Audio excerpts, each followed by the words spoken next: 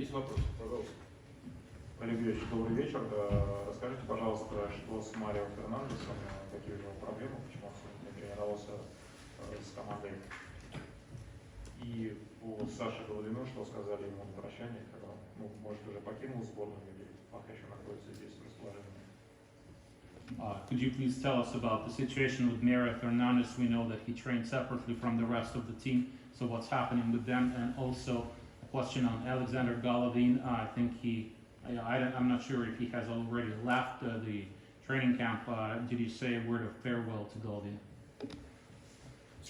Марио Фернандес просто-напросто еще в матче с Хорватией, когда, как мы говорили, дискомфорт чувствует в области коленного сустава. Да, стало получше, но не настолько, чтобы он мог принять участие в сегодняшней тренировке и завтрашнем матче.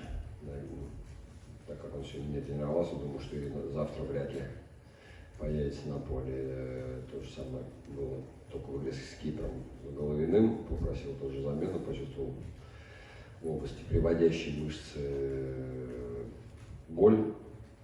После сегодняшнего обследования там подтвердилось, есть небольшое повреждение, но слава богу, потому что то, что нас волнует, так скажем, к следующему сбору, к октябрьскому, по идее, должен уже восстановиться и сыграть. Так что надеемся, что будет в октябре уже будет в составе сборной. Но если будет здоров, понятно, и будет играть. Mario asked to be substituted in the game against Croatia. He had an issue with his knee. He's feeling better now, but it's not good enough for him to start training full-time with the team or to play in the game tomorrow. The same thing happened to Golovin in the game against Cyprus. He also asked for a substitution. He had some muscle pain in his thigh. He's currently recovering. Hopefully he will be able to play for the national team when we play in October. Of course, that is if he recovers and starts playing again. Валерий Юрьевич, как вы смотрите на возможный переход Глеба в Спартак с точки зрения его дальнейших перспектив в Сборной России? Спасибо. What do you think about the potential move by Gleb to Sparta and his future as a player of the national team? Я так думаю, что отношение к сборной, отношения пока Глебов ни Спартак, ни Ростов пока не имеет, то есть говорить смысл про этот переход, я думаю, что нет. Перспективы, что в Ростове, что в Спартаке, они, я так понимаю, что одни и те же.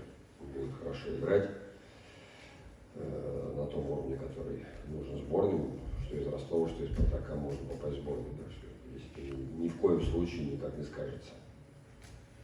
Right now, Glebov is not a candidate for playing for the national team, so I don't think it makes sense to talk about his move from Rostov to Spartak here.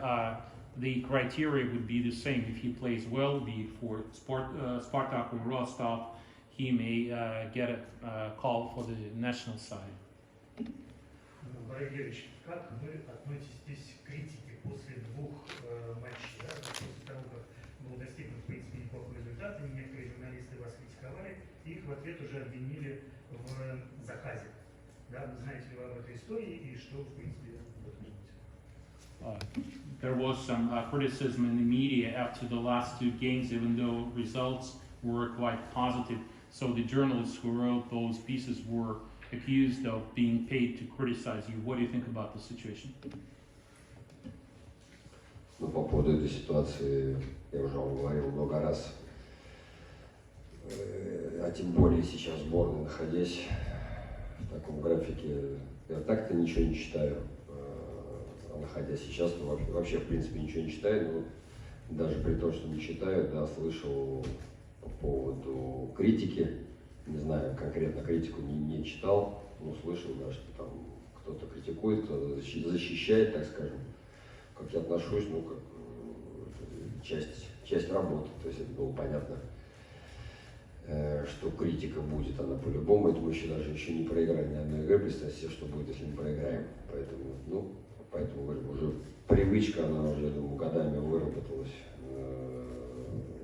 на всю критику. Мне надо сконцентрироваться на том, что мы делаем, и улучшать те плохие вещи, которые не нравятся.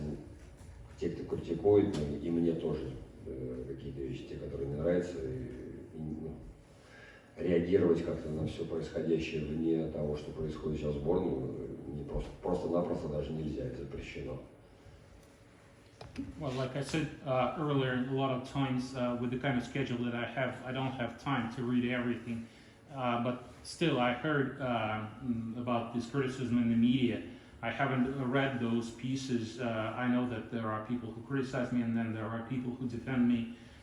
This just comes with the territory, and this is after we haven't lost a single game. Just imagine what would happen after we have our first loss. But I got used to this. I think we just need to improve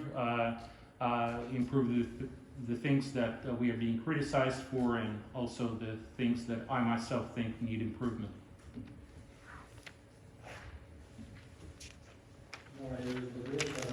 Две ваши цитаты после Хорватии. Во втором тайме устали больше, чем в первом тайме. И вторая цитата после матча на Кипре. Проблема в физическом состоянии, функциональное состояние не позволяло делать простые вещи. Можете объяснить, что происходит, почему функциональное состояние плохое, ведь это только начало сезона, фактически сентябрь, и можно ли сделать вывод из этого, что в октябре, когда матчи будет еще больше, состояние будет еще хуже? I'll just start by giving you two quotes of yourself. After the game against Croatia, you said that players were quite tired in the second half, and after the game with Cyprus, you said that there were issues with the physical condition of your players. How do you explain the situation? This is just the start of the season. We are still in September. So does this mean that when we play in October, the physical condition of players will be even worse? Давайте так, здесь, смотря что поднимать под усталостью, говоря про то, что в октябре будет хуже. С чего взяли, что будет хуже в октябре? С чего взяли? Матчей больше, усталости больше. Давай, окей, хорошо. То есть вы подразумеваете усталость это только тогда, когда много матчей. Давайте, я сейчас ни одного матча не сыграл, или вы не сыграли ни одного матча, сейчас вы выйдете, через сколько минут вы устанете? Ну, быстро.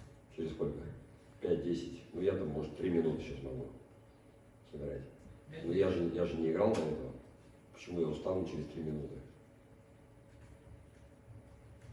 Ответьте, попробуйте сами ответить на этот вопрос. Вы сами скажете, устанете сразу, ну быстро. Почему? Потому что мы не готовы. Все, еще нужны какие-то ответы. То есть сейчас они не готовы. Делайте выводы сами дальше. Но вы же понимаете, о чем речь, потому что... Я очень много чего понимаю, и о многом чем я не могу говорить просто-напросто. Почему? Потому что не могу. Потому что мне надо тренировать то, что есть, и все. К вам прислушиваются. Это не мои проблемы, так сказать. У меня проблемы в сборной. Это одна из проблем. Да, ну, мне с ней надо работать, и все. Что мне говорить? Надо работать. I don't understand the question about October. I don't think our physical condition should be worse come October. It doesn't depend on the number of the games. Like you or myself, we haven't played any games, but if we go out on the pitch and start playing, how many minutes, so we'll be able to perform well, 3 or 5. So the problem is not the number of games, it's something else. But I have the players that I have, and I have to work with the players that I have. And as the head coach of the national team, that's all I can do. Иван Литомин, телеканал РЕН-ТВ, «Известия». Валерий Георгиевич, возвращаясь к вопросу о переносе 6-го тура чемпионата России, насколько это помогло вам, да, насколько это помогло команде и дало ли это какое-то преимущество сборной России перед соперником? Спасибо. I'd like to go back to the question that I asked earlier concerning rescheduling round 6 of the Russian Premier League. Do you think that rescheduling those games helped the national team? Ну, перенос тура, то, что он помог нам, ну, мне даже, нам, тренерскому штабу, однозначно, на 2-3 дня раньше футболисты собрались, 100%. Это лучше, чем если бы они собрались 30 числа и 1 числа была игра, однозначно. Преимущество перед кем-то нам дало, ну, перед хорватами, опять же, перед некоторыми, ну, если вы там, если вы посмотрите хорватов, там многие тоже играли 20 5, а то и раньше числа. Некоторые в 20 в последнем туре, который был 28-29, многие из хорватов не играли. Так что сказать, что какое-то преимущество перед хорватами было, я думаю, что нет. А Мальта, по-моему, вообще их тур за 10 дней до нашей игры был последний тур, так что здесь у нас преимущества в этом тоже, наверное, нет. Даже больше, по-моему. Вот, так что по поводу помогло 100%. Это лучше, чем могло, чем было запланировано раньше, тоже 100%. А вот по поводу преимущества здесь, думаю, что нет. I'd say it definitely helped us, or me specifically, 100%. It gave us another 2 or 3 days to spend more time with the players, but I wouldn't say that we got an advantage over Croatia because they played their last round, I think, on August 25th, and many of their players did not play in the games that were played on August 28th and 29th. With Malta, it's the same. I think they played their last round about 10 days earlier, so I wouldn't call this an advantage that we got. Валерий Георгиевич, в 1996 году, в феврале, сборная России победила Мальту в товарищеском турнире. Вы забили тогда победный гол. Вот если сравнивать 25-летней давности мальтийский футбол и нынешний, вы видите какое-то развитие у них? И что бы вы выделили в составе соперника, кого бы? Спасибо. You played a friendly against the Malta in 1996 and you scored a goal in that game. So would you say that football has progressed in Malta over the past 25 years? Да, и, конечно, естественно, разница огромная 25-летней давности сборная Мальты сейчас, небо и земля. Изменился сам футбол, это раз.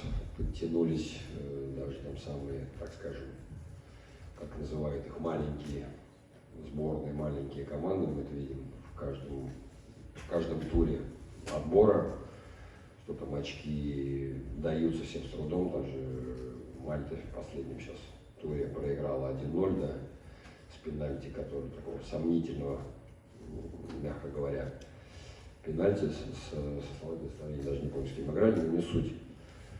И то, что Мальта играет, пытается играть и играет в тот футбол, как они выходят из обороны с контролем мяча, то есть сказать, что это команда, как любят говорить, там, карликовая, да, сборная, абсолютно, на поле абсолютно этого не видно, абсолютно не чувствуется. И результаты там, вы сказали, кто-то сказал, что там 7 матчей без поражений, то есть, то есть это о чем-то говорит. Поэтому это абсолютно разные команды с абсолютно разным стилем. То есть раньше, да, это было заметно, что это команда маленького государства, сейчас по футболу, именно там, по тому, как они играют в футбол, этого сказать нельзя. Of course, there's huge difference between the team that they were back then and what they have today. It's a sea change, and you can't call them small country any longer, a small team, and every other competitor has difficulty scoring points playing against them, and they just lost to Slovenia 1-0 only because of a very dubious penalty. They counter-attack well, they keep the ball, and it's very different, and they have impressive results. They had a 7-game run without any defeats recently. So you cannot take them as a small team any longer as a dwarf.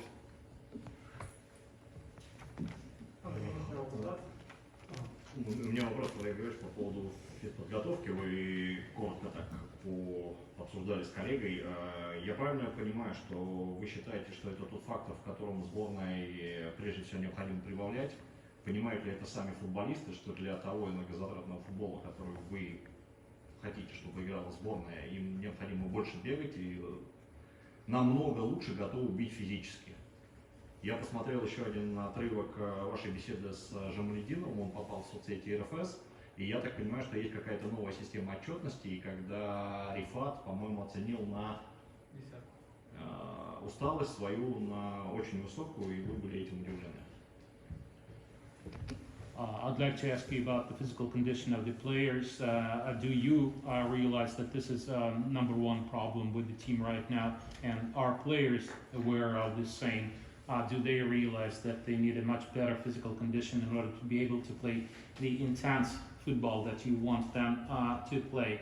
And I also saw a video on the social media pages of the Russian national team. I think it was Rifat Jamaluddinov, and they were expected to file a report, and they were asked to tell you how tired they were on the scale of 1 to 10. And he said he was a 10.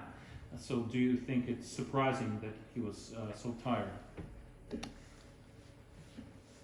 По поводу, как сказать, новой отчетности, нет, это не новая отчетность, было раньше, не было, я не знаю, как бы, но это общепринятые, во всем мире не могу сказать, то есть, в той же Испании, это делают дети в академиях, да, они заполняют опросник, как они спали, какое у них настроение, устали ли они утром, уставшие ли они, и болит ли у них что-то, какие-то жалобы есть у них или нет. Это, еще раз повторяю, это делают дети во всех академиях Испании. Я не говорю сейчас про академии там, Барселоны, Реал Мадрида или еще каких-то. Это делают абсолютно все академии, то есть здесь ничего нового. Для России, видимо, это новое, и все удивляются. Для Испании, опять же, и не только для Испании, это практика общедоступная, это даже там в футбольных командах школ тоже это делают. Поэтому ничего здесь сверхъестественного нет, такого ненормального.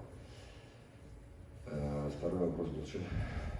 Второй вопрос по физическому состоянию. Я правильно понимаю, что это та история, в которой вы хотите, чтобы футболисты больше всего прибавили?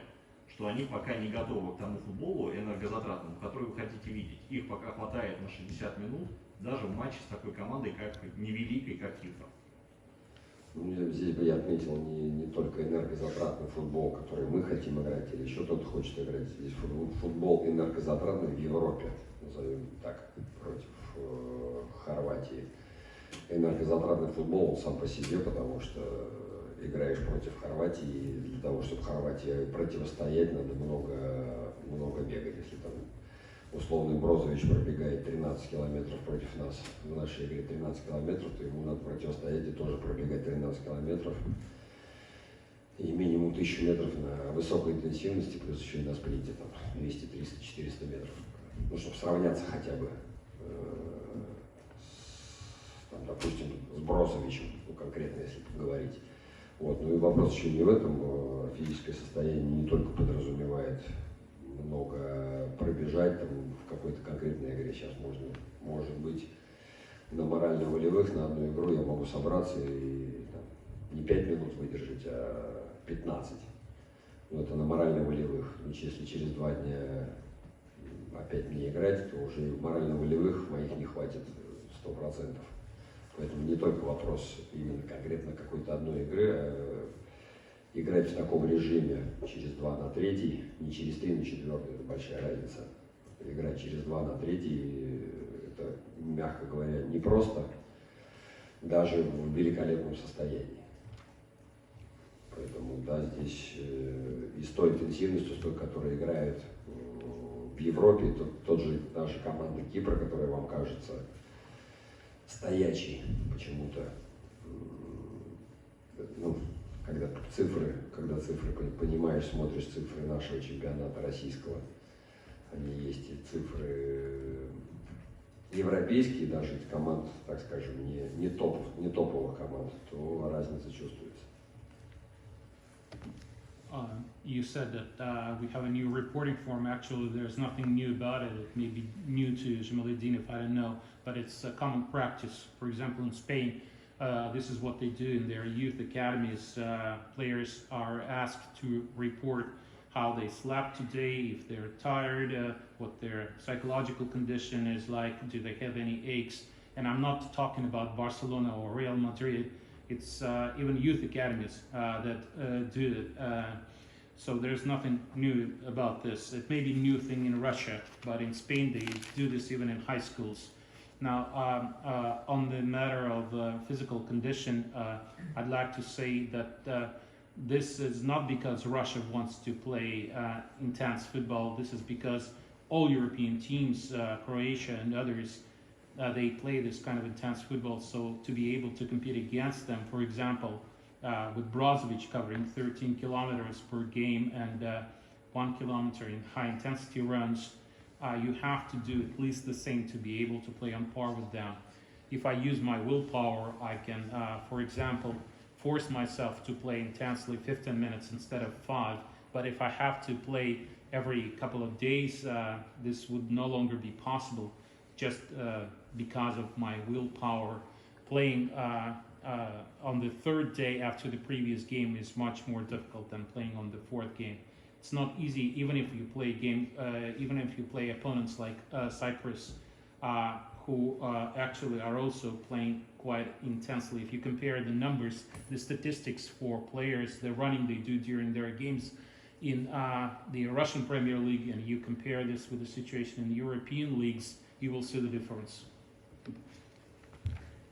Михаил, Валерий Георгиевич, как для себя объяснять то, что на сборе уже 7 человек получили травмы? Связываете это с их функциональной готовностью по прибытии в сбор или с нагрузками, которые предлагает ваш тренерский штаб? И рассматриваете ли возможность приглашения в октябре более широкого списка игроков, чем 29 в этом месяце? Спасибо. You have had 7 injured players during the training camp. Why do you think that is? Is it because they showed up for the training camp in poor physical condition, or is it because of the intensity of the training process at the camp? And have you considered maybe calling up more players than the current number of 29 when you have to play in October? По поводу 7 травм, или сколько? 7? Ну, честно говоря, я даже не знаю, сколько, 7 или нет, это раз. Во-вторых, первые футболисты, которые травмировались, так они травмировались не здесь, они приехали из своих клубов после тура. Магеев уже не играл, даже, честно говоря, не помню уже фамилий, всех не вспомню, наверное. Голова такая сейчас, естественно.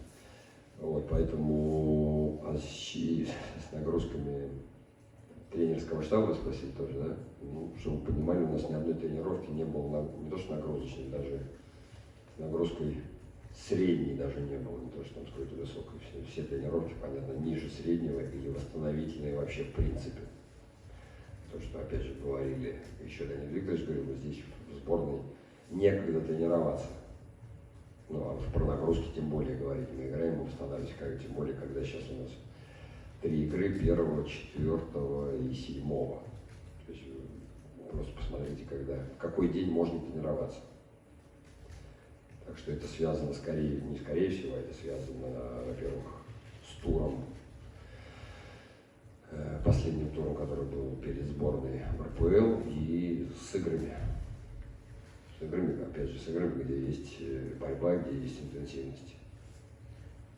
You said you have 7 injured players. I wasn't even sure of the number, but I don't think they got injured after they arrived at the training camp. I think they received those injuries playing in the previous round of the RPL. Players like Mageev, etc. I don't even remember all the names because my memory is going. You said that possibly they got injured because of high intensity training here at the training camp. I can tell you that we have not had full intensity or even medium intensity practice sessions here at the training camp. All of the training we do is low intensity or just recovery practice session. And I think even Leonid Slutsky said earlier that we don't have any opportunity for proper full intensity training sessions here in the national team. We are playing on the 1st, 4th and 7th of September, so you know that there is no time left for proper training sessions. We only do recovery and low intensity training here. Понятно, что пока прошло мало времени, но может вы уже или ваши помощники заметили какие-то изменения физическом состоянии игроков с введением вот этой самой диеты и запрета на употребление сладкого? Может, кто-то уже избавился от лишних граммов и все ли придерживаются этих рекомендаций? Have you noticed any particular improvements, or maybe some of your aides have noticed some of the improvements in your players after you introduce your diet restrictions and no candy? Maybe some of the players have lost some weight.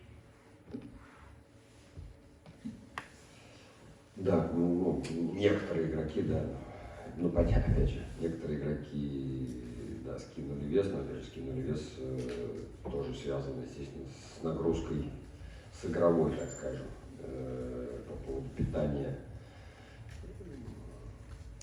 Как за неделю, там, 8 недель, несколько они здесь, футболисты у нас находятся, понятно, что они, как это многие говорят, сейчас сахар убрали, и через неделю они опять сахар начнут есть. Да, конечно, может быть, но мы пытаемся этим всем тем меню, которое здесь футболисты употребляют, что можно питаться хорошо, ну и правильно еще. И ничего страшного ни с кем не произойдет, никто не умрет без сахара, без тортика, без шоколадки, без конфетки. То есть пытаемся показать, как можно правильно питаться, для того, чтобы показывать лучший результат, потому что питание, опять же, на примере машины, знаете, вы в хорошую машину, которую купили задорого, не будете заливать, наверное, 92-й бензин, а будете пытаться заливать 98-й.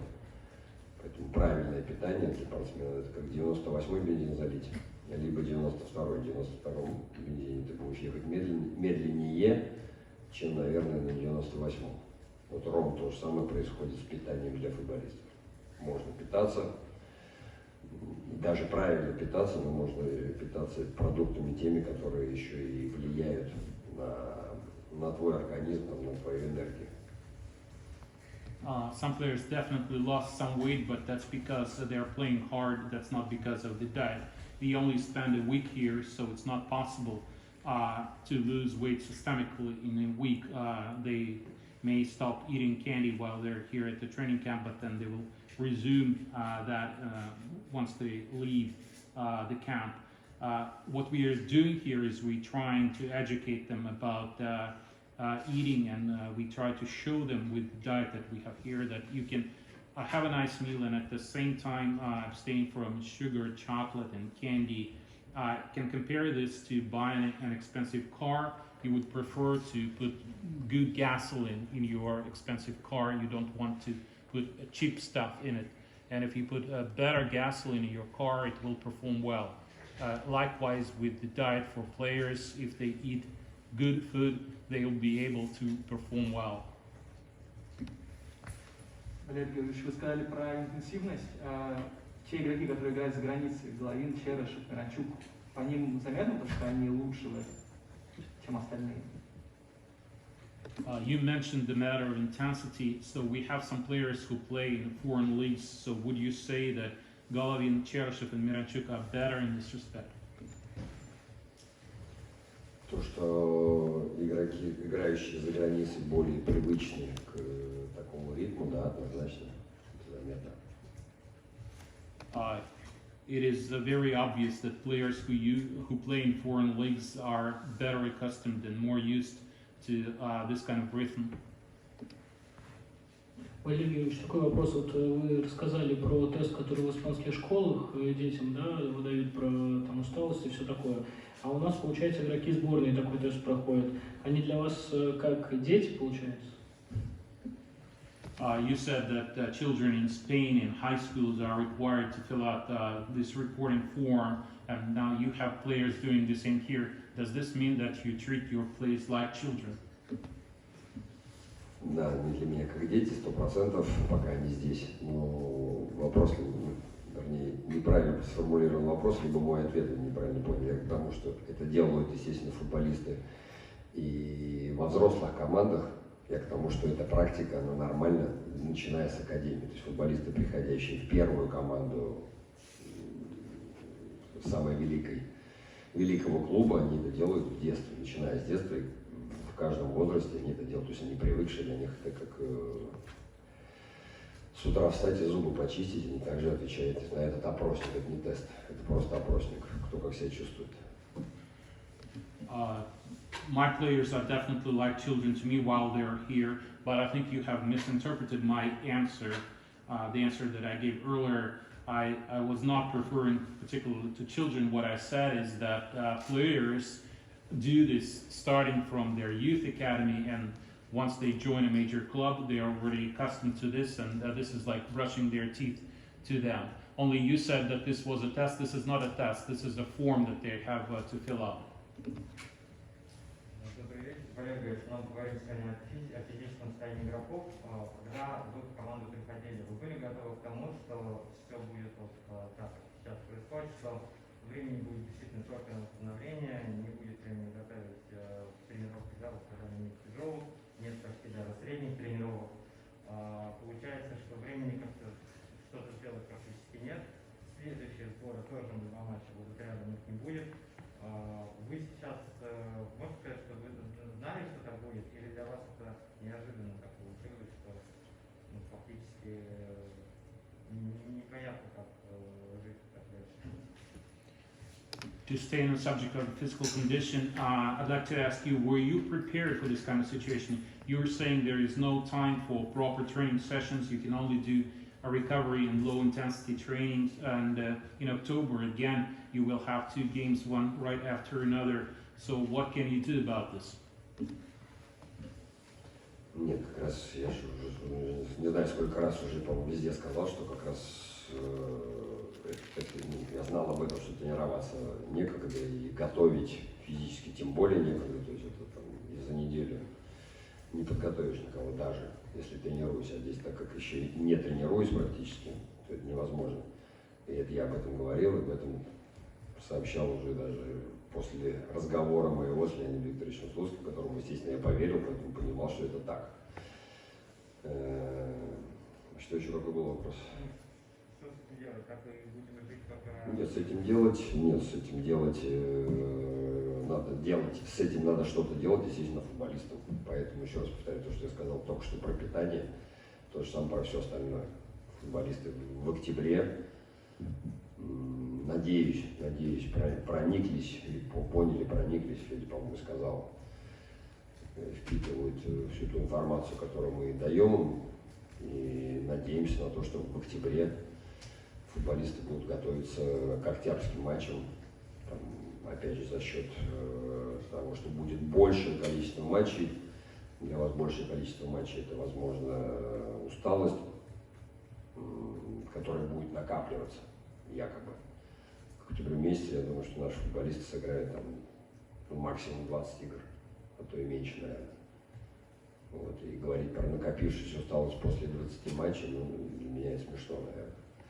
Когда играют футболисты в Европе, играют до Нового года там по 30 с чем-то матчей и продолжают потом еще играть без перерыва до мая месяца. То есть у кого-то по 60 матчей за сезон и не то, что не устают, наверное, конечно, устают, но и восстанавливаются, и играют и через 2 на 3, и в Лиге чемпионов, и в чемпионатах, так скажем, более интенсивных, чем наш, и за сборной играют, так что говорить про октябрь, что здесь все пропало,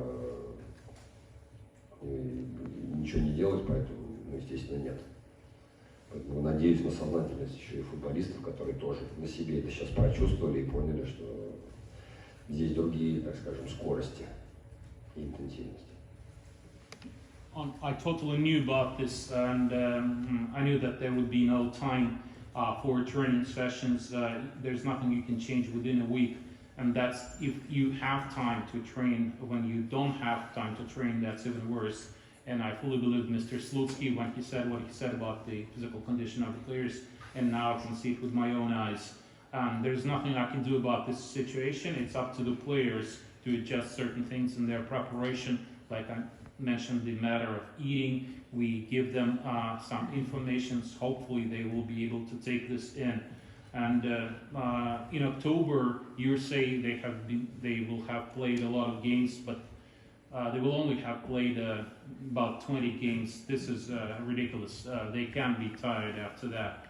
In other countries, in other leagues, players play up to 30 games before New Year's Day, and they continue playing right on all the way to May. They play sometimes 60 games in one season, and they're not tired, or they're tired, but they're still able to play very intense football. So hopefully our players realize that, they're aware of this issue, and they will be better prepared next time. Еще добавлю по поводу того, что делать, значит надо делать ротацию, ротировать состав, для того, чтобы выдерживали. I'd like to add a couple of words on your question on what can be done about the situation. I think that we might need a rotation in our squad. Валерий Георгиевич, в принципе, эти два матча, которые уже прошли, они, в общем-то, для вас тоже определенный некий тест. Да? Как вам кажется, как вообще вам эта работа главного тренера в сборной, как вам кажется, подходит, нравится ли она вам, скажем?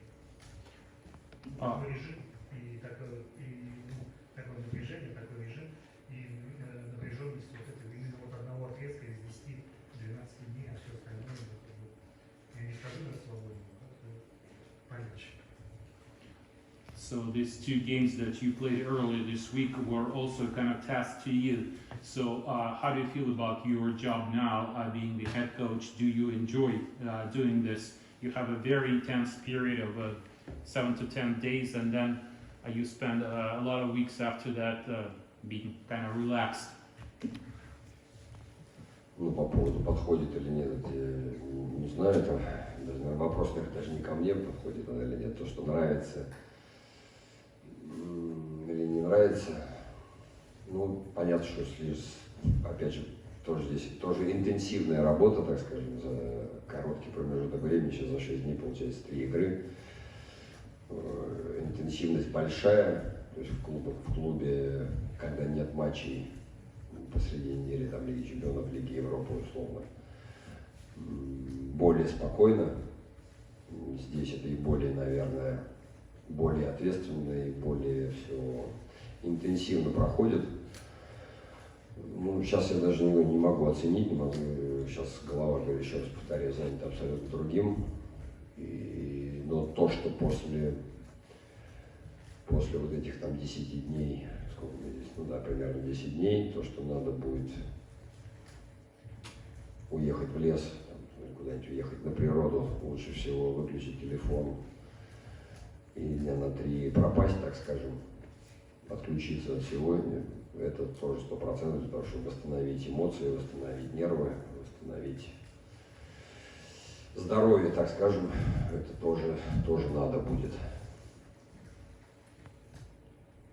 I don't know if I'm in a position to answer if this job suits me, but if you ask me whether I enjoy it, I can tell you that this was a very intense period. We had 3 games in 6 days, and of course, when you are a manager at a club, your life is much more simple unless you have to play Champions League or Europa League games in the middle of the week.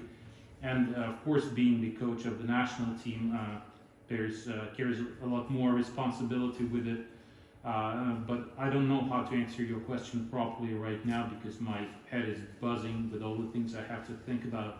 So once it is all done, I will definitely have to spend a few days in the countryside. I will have to turn off my phone to recover my nerves.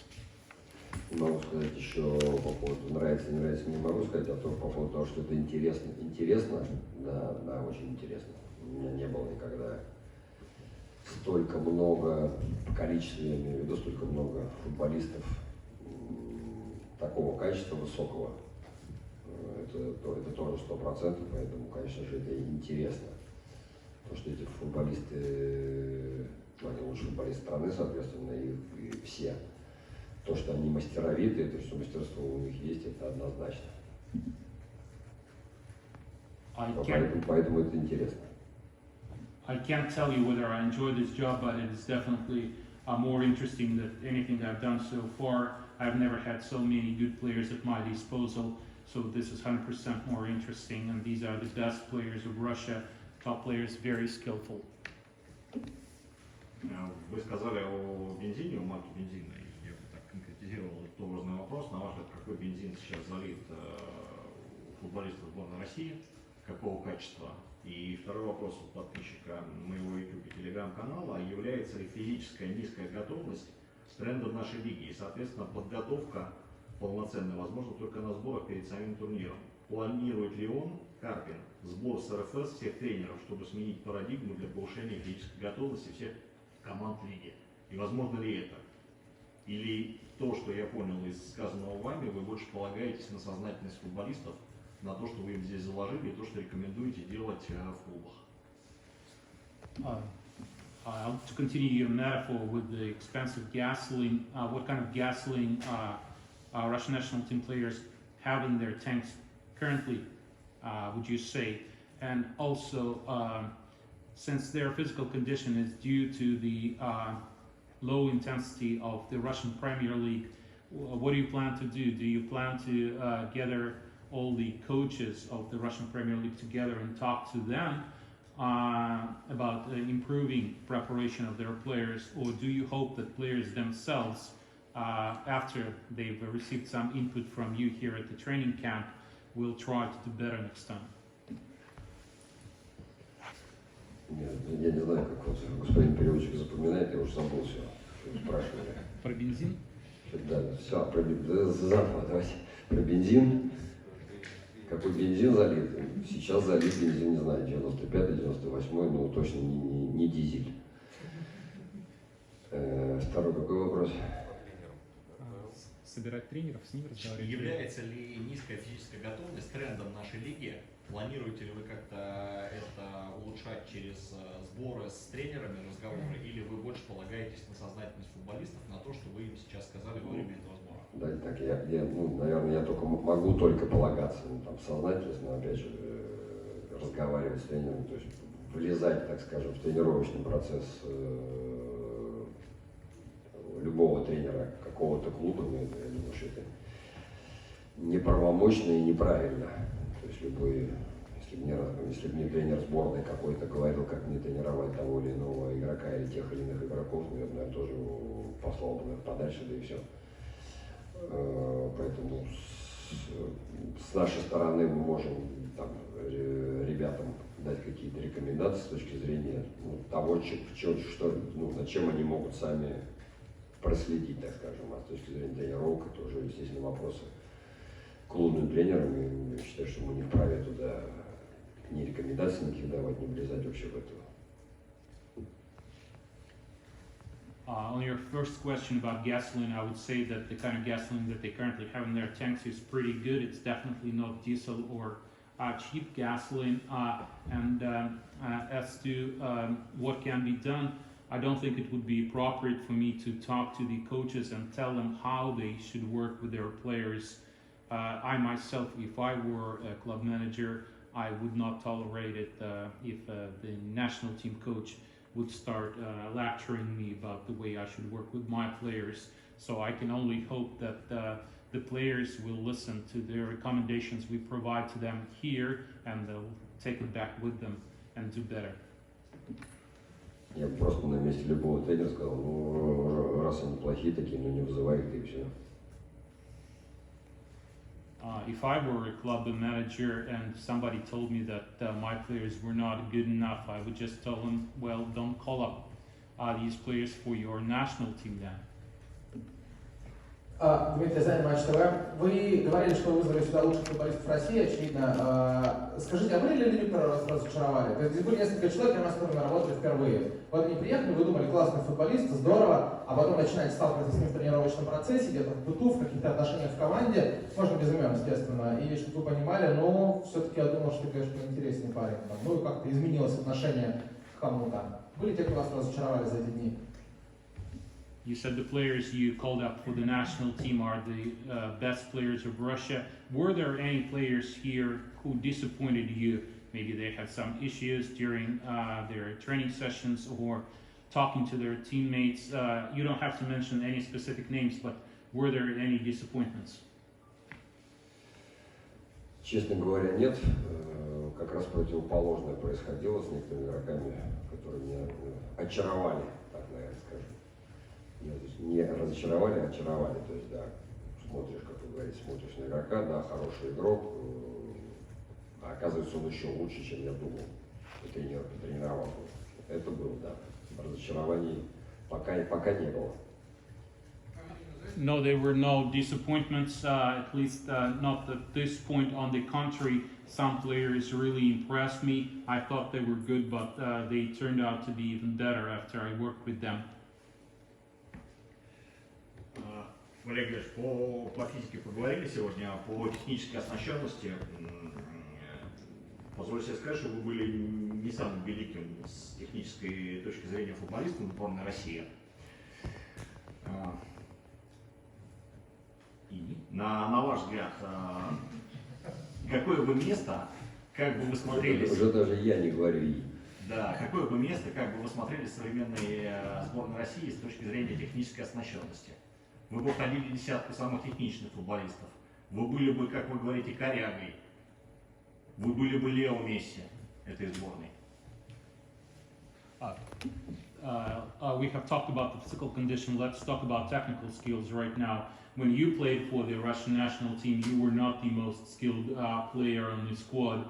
So how would you grade yourself compared to the current squad? Do you think you would be the most skilled player compared to the players you have today, or the least skilled player? Ну, 100% я бы Лео Месси бы не был. И в десятку самых техничных бы тоже не входил. 100% был бы Корягой, которая много бегает, но очень много бегает. I would definitely not be the Messi of the Russian team, and I would not be one of the most skilled players. I would be the least skilled player who runs a lot.